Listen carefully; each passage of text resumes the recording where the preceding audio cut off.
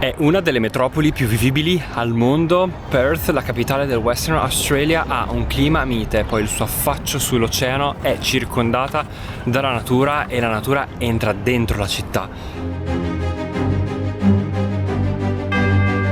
You can actually travel from the south coast, where the next bit of land you'll encounter is Antarctica, right up to the north into the Kimberley, and you're in the tropics, and you're still in the same state. So much diversity. Amazing. Perth è la città della luce perché è la capitale più soleggiata d'Australia, quella con più giorni di sole e un clima mediterraneo. All our stories have been passed down verbally, thousands and thousands of years. È una metropoli, sì, ma dal clima rilassato, adagiata sulle anse del fiume Swan, musei, festival ed eventi vari che celebrano le varie culture che la attraversano, anche quella italiana che qui ha un forte radicamento e che vi racconterò in questa stagione.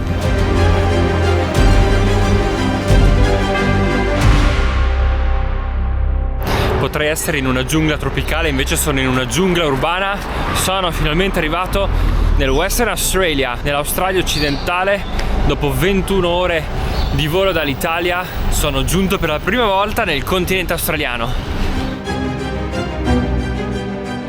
Perth è quella città ai confini del mondo dove il cielo sembra non avere mai fine, dove ogni sera viene dipinta su tele dorate e dove l'azzurro del giorno dopo viene cucito addosso a ogni viaggiatore come un mantello. Da qualche anno questa metropoli da 2 milioni di abitanti vive un rinascimento culturale che le sta facendo scrollare di dosso l'isolamento geografico, e una vasta riqualificazione urbana tra spazi aperti, verde e ciclabili ne ha ridisegnato il volto.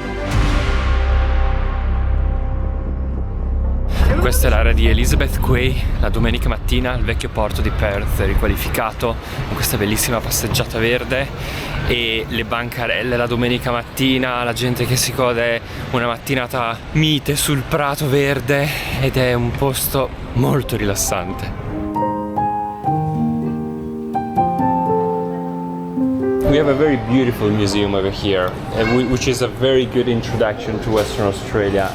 Yeah, look, this is the Western Australian Museum Buddha Bardip here in Perth.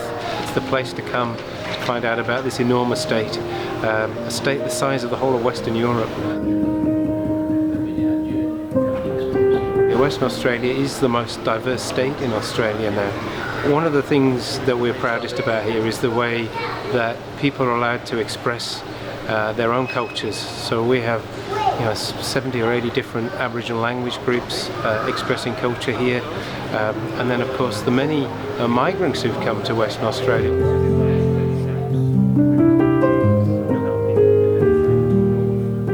And it's really how this place has been forged, like different cultures getting to know from one another, from very old stories and sometimes even hard stories. I think one of the great things about Western Australia is the way that all those cultures have integrated so well, actually, while still telling some of the tougher stories that take place or have taken place here in the past.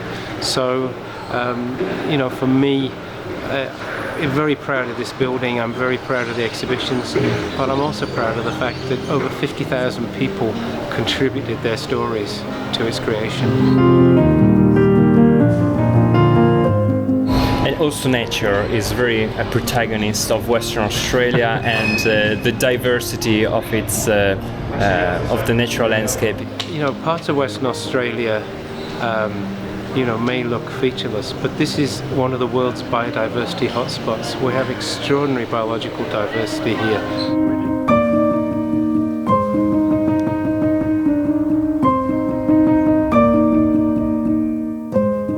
È praticamente una foresta urbana, è uno dei parchi urbani più grandi al mondo. Il Kings Park di Perth conta 3000 specie di piante, praticamente una sintesi di tutta la flora australiana.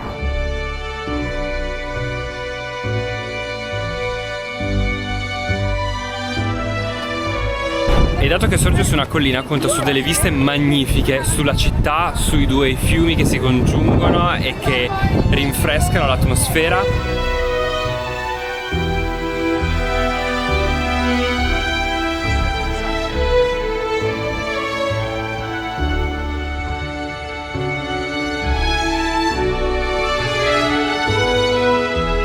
Wanju Wanju Nunga Buja.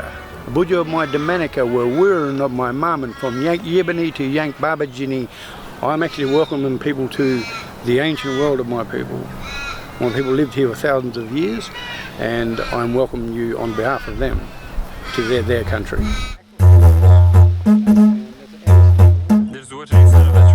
Un posto sacro ed importantissimo per i Noongar, e me lo farà scoprire Steven, che discende dalla popolazione aborigena dell'area di Perth. We are only custodians here. Custodians. We don't own this land, but we belong to it. And I always say to Australian citizens, if you're an Australian citizen in this country, you belong here too. So we need to work together, keep this country free and proud as it has been for the last 200 years, and hopefully for another 200 years.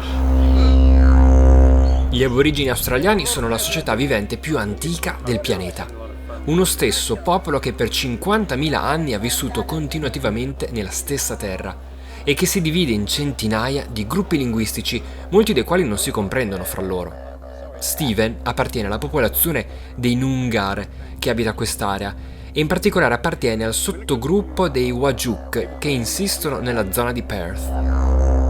We've learned so much about the colonisers' culture over the last 200 years. We are just starting to educate a lot of people in my culture now. So this is what I aim to do today. Steven mi spiega che per il suo popolo le stagioni dell'anno sono 6 e che indicano quando si può cacciare, pescare e raccogliere i frutti della terra.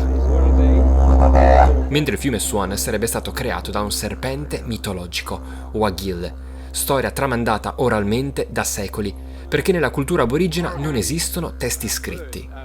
All our stories have been passed down verbally, thousands and thousands of years. That story that I told you there, I learned that from my grandparents when I was a little boy, around a fire, and never wrote anything down.